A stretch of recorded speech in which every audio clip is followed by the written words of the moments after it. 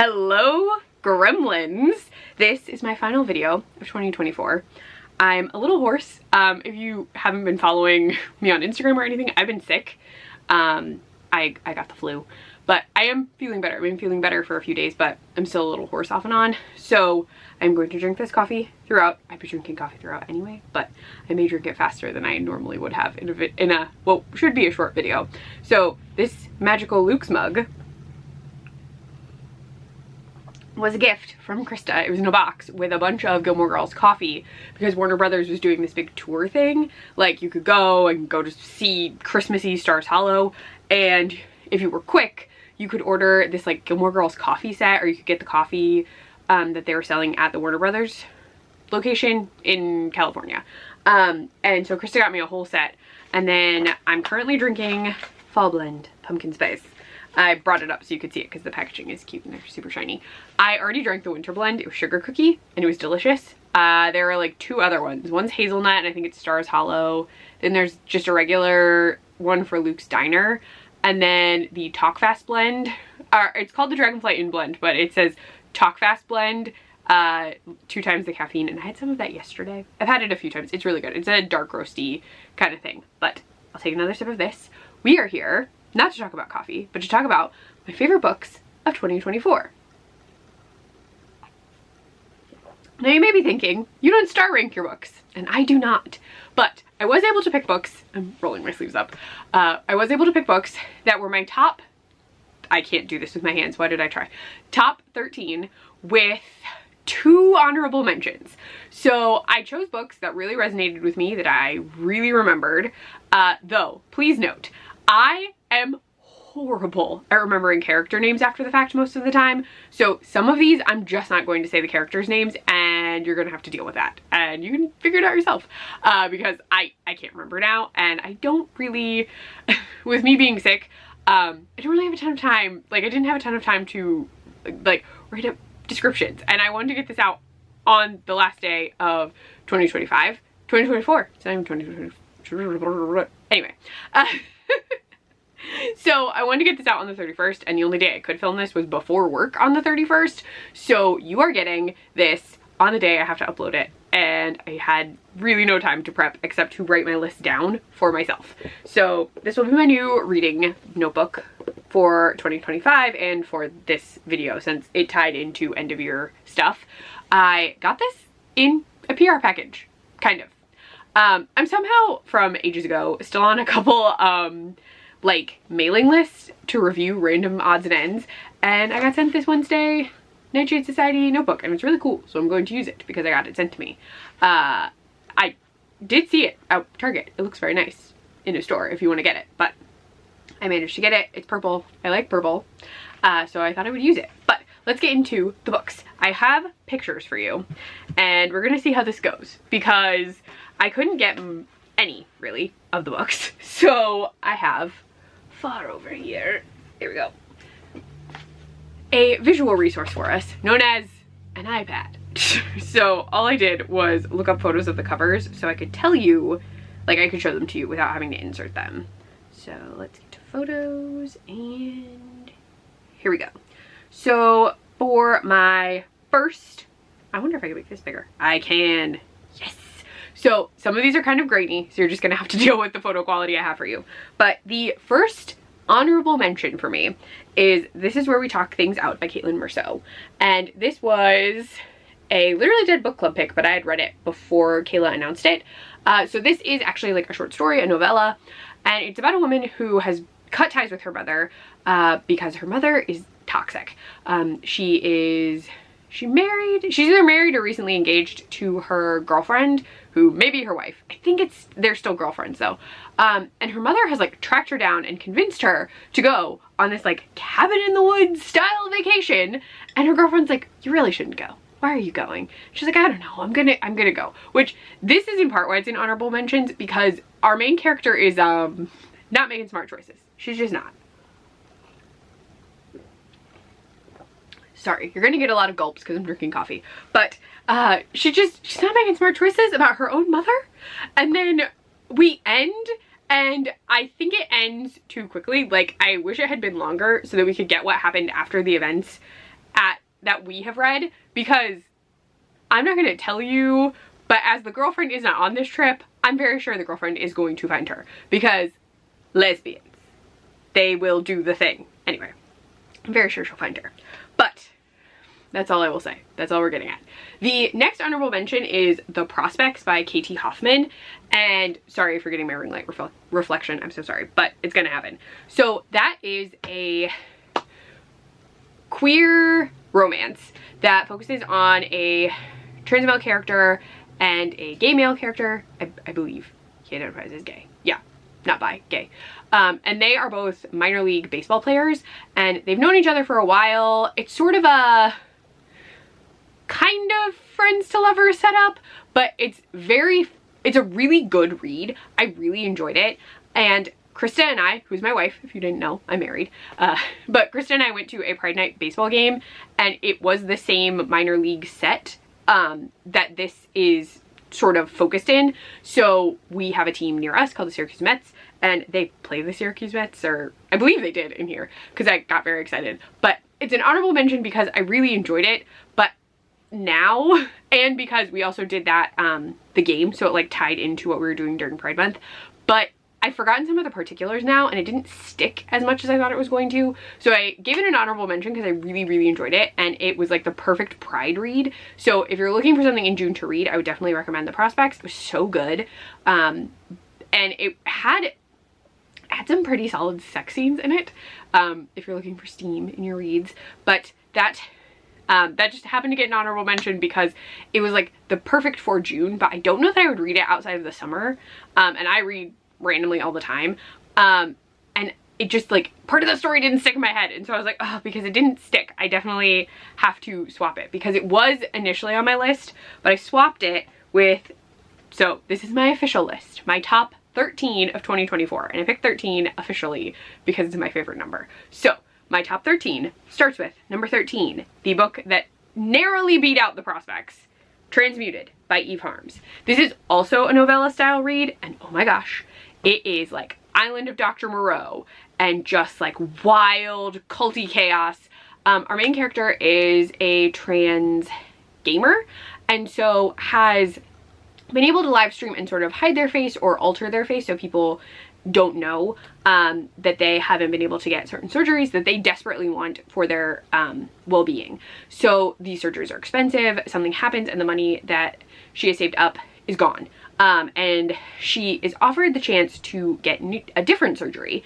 It's very experimental and very creepy. And she agrees because her money is gone. She's desperately wanted this surgery for ages. And so, yeah, things get wild. And I'm saying Island of Dr. Moreau because so many things happen that made me think of it, and maybe a little bit of Frankenstein vibes, but more Island of Dr. Moreau. It is so freaking good. It's actually in that like 100 horror books to read or something, but it was great. I was obsessed. I read it so fast, and I was like, okay, it has to be on the list. Taking another sip, sorry. All right. Oh, and I was going to tell you what formats I read these in. So this is where we talk things out was Kindle Unlimited, The Prospects was my library, and Transmuted is Kindle Unlimited. And then the next book, number 12, is Rotten Tommy by David Sodergren. And that was also Kindle Unlimited. So you may be wondering why I picked specifically Rotten Tommy. And for some reason, Rotten Tommy has stuck in my head the absolute most of the David Sodergren books I read. I did like a whole video where I read a bunch of them back to back. And I had read some, I read Forgotten Island for Summerween, I think. But this one is just like so stuck in my head because our main character in this, like in a lot of them, it's big groups of characters and they're all like trying to survive. There's variations, like he also has like the perfect victim, that's one character.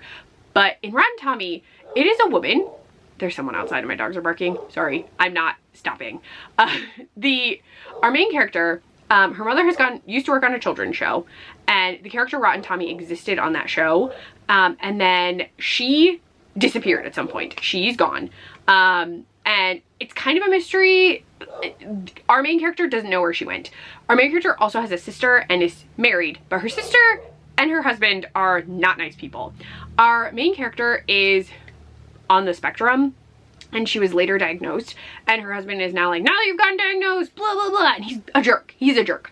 And she has like a hyperfixation on Jason Statham, and she's just a lovely woman. Like, I loved following her. And then throughout the book, while Rotten Tommy is doing horrible things, I was like, but we're getting these things where I'm like, why didn't anyone just let her do what she wanted? So like, it's a lot of like, there are horrible death scenes in this, but also it's just a story of a woman who wants to live in a lighthouse, and people should just let her live in a lighthouse, dang it. So that's that one. That one, I don't know why, it just stuck in my head so much. I think because I adored the main character so much. Again, I can't remember her name. I'm so sorry. Everyone's just gonna be the main character. I don't know what to tell you. Blame the fact that I was sick for 2 days. And that my wife has been also sick and has a broken finger / hand and can't really do things. So I just didn't prep. I should have prepped, didn't prep. I at least have images for you. That's your one benefit here. Okay, so the next one on this list is number 11. Oh, I let it sit too long. Slewfoot by Brahm. And I listened to this on Audible. This one is about a woman who is living in puritanical-ish New England. And her husband dies, and a horrible, horrible man wants to take her farm. It's her own brother-in-law. He's trash. And she desperately is trying to save her farm. Her brother-in-law is acting against her, and she winds up meeting this being. And it may or may not be the devil. And through her connection with that being, she proceeds to save herself from the horrors of puritanical society. And it was so good. Like, horrible things do happen, and there is an animal death. There's also a lot of other death, but there is an animal death.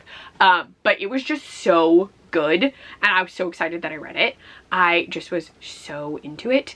The audio is great. I would highly recommend the audio, but I was just really into it. It's a hefty book, and I like blew through it. The next one on this list is number 10.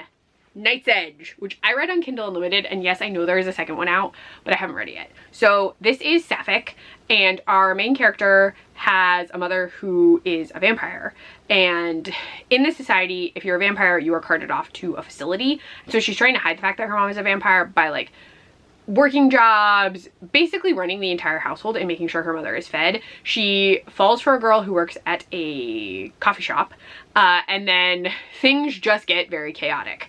The person who turned her mother returns, and just everything gets very wild and crazy. I thought the concept of vampirism in this one was so interesting, and I appreciated that we were following a main character who was not a vampire but is basically forced to live this like very like Renfield-esque life, I want to say, because of her mother. I just was so into it. I was really enjoying it, and I really want to read the sequel, but I'm waiting to see if it hits KU, just because my library doesn't have it, and I'm trying not to buy too many books. So I'm really hoping it hits KU because I already pay for that. So I'm keeping an eye out. I am keeping an eye out. All right. So the next book on this list is also something I read on KU. And so for number 9, we have Woman Eating, which is another vampire book. So in this one, our main character, her mother always told her that they were vampires, that they're basically cursed to be vampires for all of eternity. She had hoped her daughter had avoided it, but she had noticed the change occurring when she was human. So in this, you don't really die, you just sort of like become a vampire. The aging process slows down. And then you can't eat like actual food. You can only, oh my gosh, they're so loud. Why, guys? Why? I wanted to do this in one shot. I don't know if that's gonna be possible. There's literally no one at my house. I know for a fact that someone is coming in and out of a car because there's someone who visits my neighbor across the street every day, and they bark every time she comes in and out of that house. Are they gonna stop? No. Okay.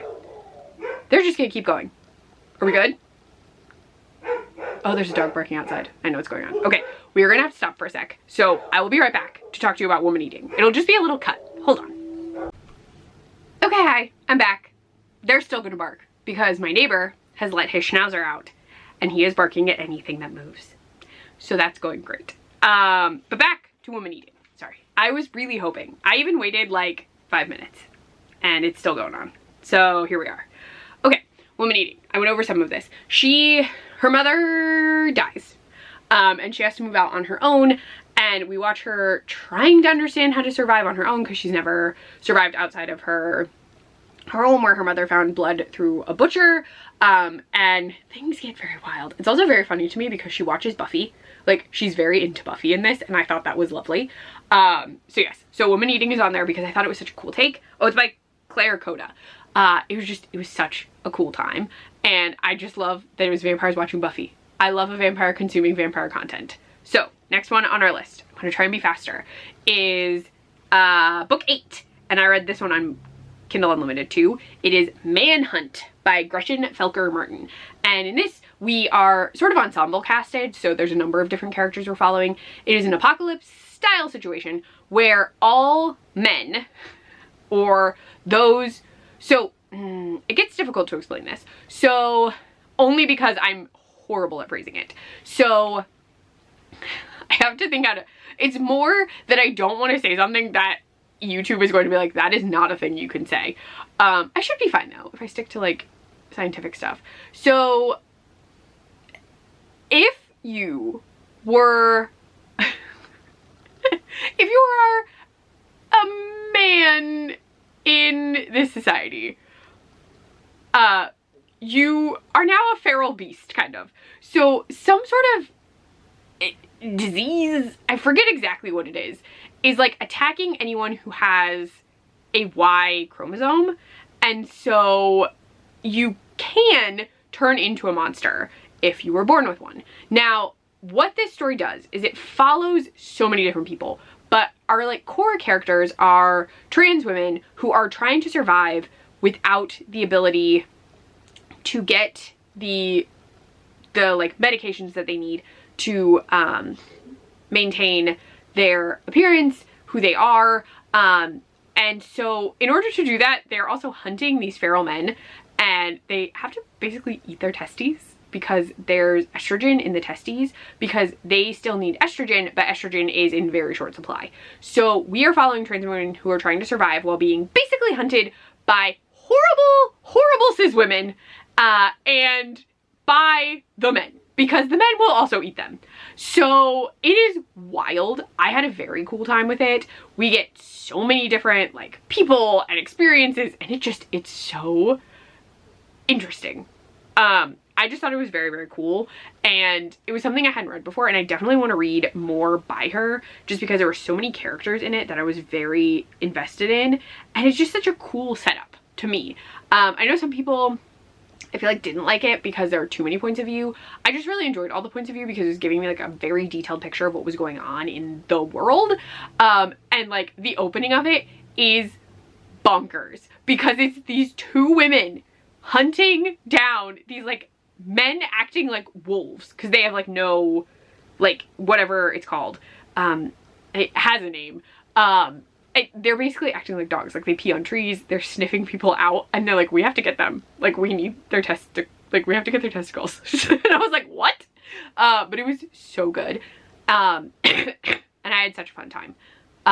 It's just, I don't really like apocalypse books a lot of the time, and I just thought it was like a very interesting one. Also, sorry, I'm coughing again, getting over being sick, and I have asthma, so it's decided to hang around as a cool cough, worse than my normal cough. But we're moving on.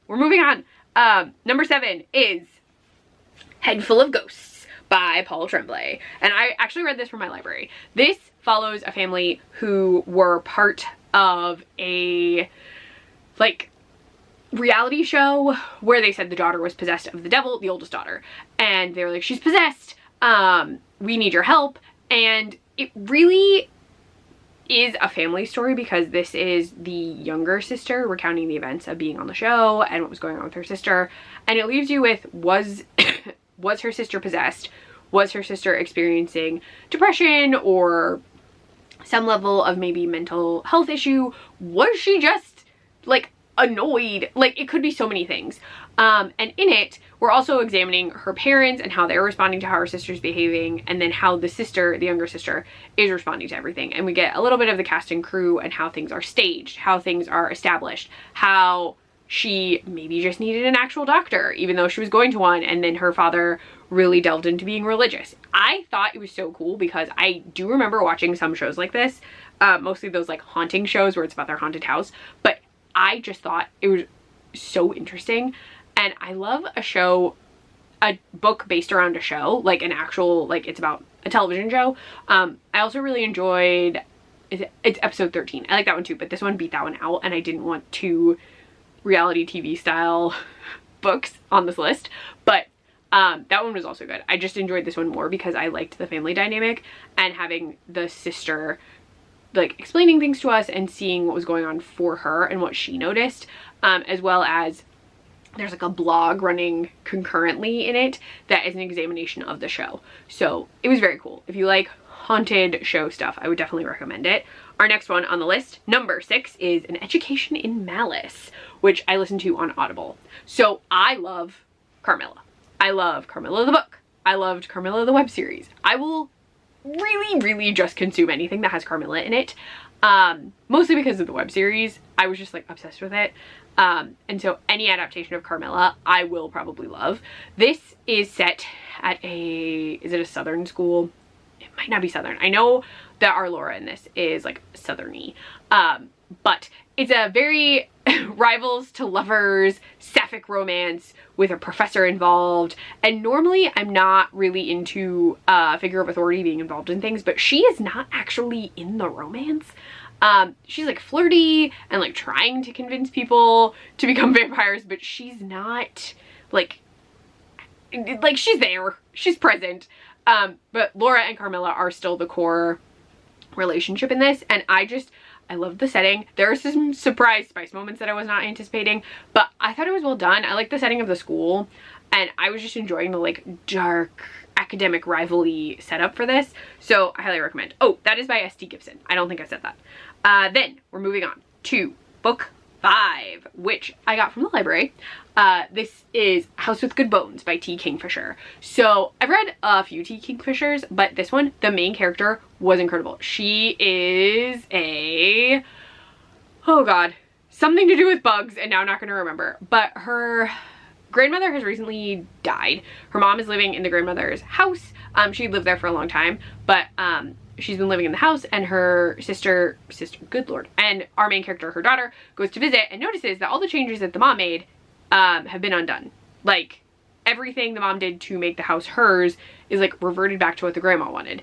And this gets absolutely bonkers. There is magic, there are hauntings, there's a cult, but our main character is just so fun, and she loves mystery shows, like detective shows, like British detective shows, and it's just really cool to follow the story through her. There's also a repairman that shows up that's nice. He's just very fun with her. And then there's a woman who lives down the street who rehabs vultures.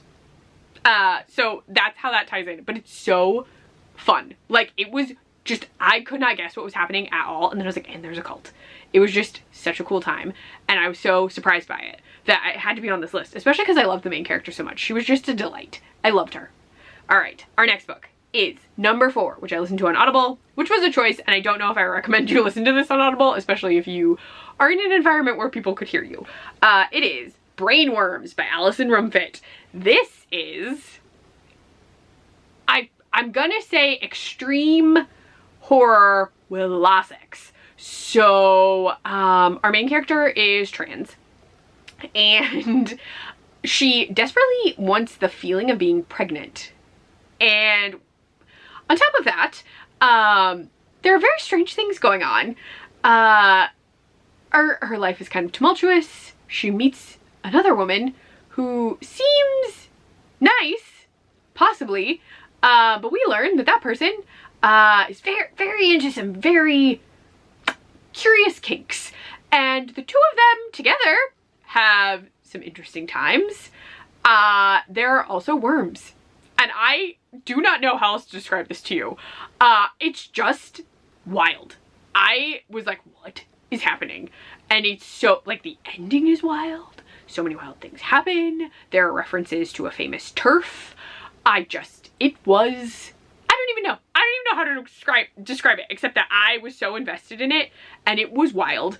And yes, it is definitely NSFW. It is. But it was so well written. And I was like, this is oof.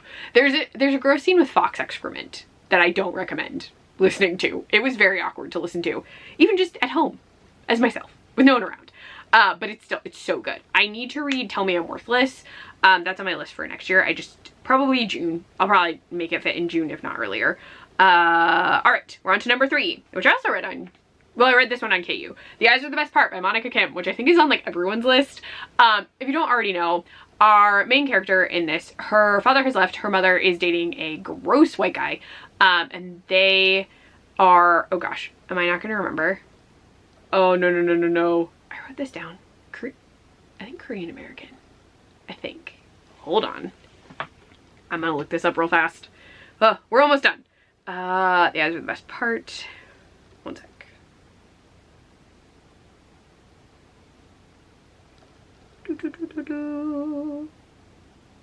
Oh, that does not help me. Come on, tell me.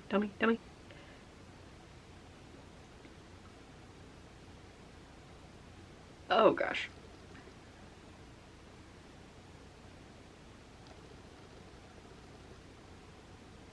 Okay. I believe are. But anyway, the internet says Korean. I'm sorry if I'm incorrect. I swear that's correct though. So our main character, her mom gives her a fish eyeball to eat, and then this results in her becoming obsessed with eyeballs, including and primarily blue eyes, because she hates the guy her mom is dating. He's gross, he's demeaning, he's racist, he is sexist, he's just a gross guy. And so she becomes fixated on eyeballs, and then we kind of get into this descent into madness, kind of American Psycho-esque, where all she can think about are eyeballs and how she can consume them. And it was really fun. I just was very into it. I thought it was more unhinged than May Fly. I know some people have disagreed with that, but I just felt like it was May Fly if Maeve had gone like all the way. But they're on very different journeys. I though did want The Eyes Are the Best Part to be gay. I felt like she had a thing for this girl at her college, and it just didn't happen. So in my brain, it's gay, but it is not canonically gay. But it was just so cool. So many people have this on their list, so I'm not really gonna get into it. The second book on my list I listened to on Audible and is Bury Your Gaze by Chuck Tingle. I loved this book. I love TV-based things, I already told you that, but while I do love Camp Damascus more, I read Bury Your Gaze this year for the first time, and Camp Damascus was a reread this year. This focuses on Misha. His name I remember. Misha is a TV writer, and he's told that he has to kill off his queer characters in his upcoming show for the ratings, and he doesn't want to do that. And then things start to get very interesting. Characters from his show appear to be coming to life, or perhaps superfans are following him. We get interludes where there is a Misha who seems to be forgetting things. We get an Arrow Ace character, which is very cool. It's a lot about just media and what they think will sell and what they think people want, and how the gay experience is used by the media, either in a good way or a bad way, depending on how they think it will get them ratings. And it was so good. I really, really enjoyed it. The audio is incredible. And my final book, number 1 on the list, I bet you can guess, you can probably guess, is American Rapture by CJ Lead. And I have it physically. Look at this. I have it physically. I won the ARC in like a giveaway. I was not sent one. I'm not that cool. But I got it in a giveaway, and I was so excited because I got it slightly early. This is about Sophie, and she is a good Catholic girl who has been raised a good Catholic girl in the Midwest. And well, a sexpocalypse happens, and she finds herself running from a disease that could cause her to have sex till she dies. And so she's on the run. A lot of other people are. She meets people along the way. She meets a lovely dog named Bargest, and it's just such a good book.